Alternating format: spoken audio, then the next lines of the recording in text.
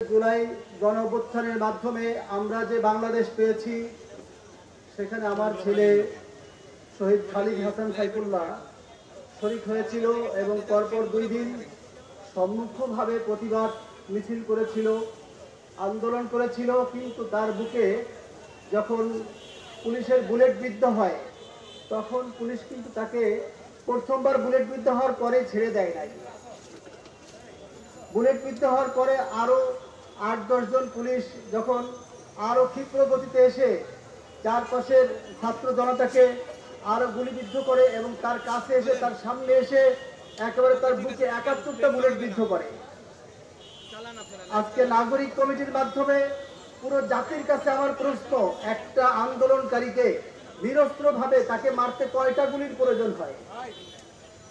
আমাদের টাকায় গুলি, আমাদের টাকায় অস্ত্র, আমাদের বেতন খেয়ে স্বৈরাচার শেখ হাসিনার আদেশে নির্মমভাবে হত্যা করা হয় আমার ছেলেকে। আজকের এই প্রতিকূল পরিবেশে আমি আমার সংক্ষিপ্ত বক্তব্যে এটাই বলতে চাই যে পুরো জাতির কাছে আমার এই প্রত্যাশা থাকবে, শহীদ খালিদ হাসান সাইফুল্লাহর বিচার যেন এই বাংলার মাটিতে কোনরূপ বাধার সৃষ্টি না হয়।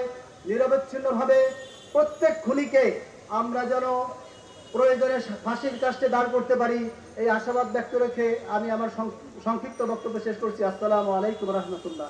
আপনারা সবাই জানেন যে আমার ছেলে ফারহান ফাইয়াজ, সে ঢাকা রেসিডেন্সিয়াল কলেজের 2025 এইচএসসি বেস্ট ছিল।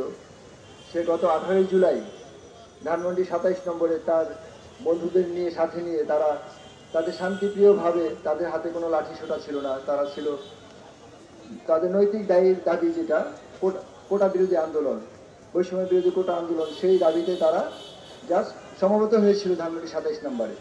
অথচ সেইখানে তারা সেই আওয়ামী সন্ত্রাসী বাহিনী, তৎকালীন গভর্নমেন্টের পুলিশ বাহিনী নির্মমভাবে নির্বিচারে গুলি চালায়।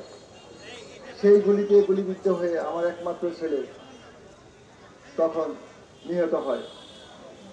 ওই সময় আমরা ওই ফ্যাসিস্ট সরকারের কাছে বিচার চাইতে পারিনি, কারণ যে খুনি তার কাছে তো বিচার চেয়ে কোনো লাভ নেই।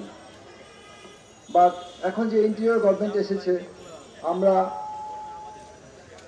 সেই সুবাদে আমরা ন্যায় বিচার পাবো বিধায় আমরা আদালতের শরণাপন্ন হয়েছি, আমরা মামলা করেছি। কিন্তু যেখানে আমরা মামলাটা করেছি ইন্টারন্যাশনাল ক্রাইম ট্রাইব্যুনাল ICTর, ওখানে দেখলাম যে খুবই নাজুক অবস্থা।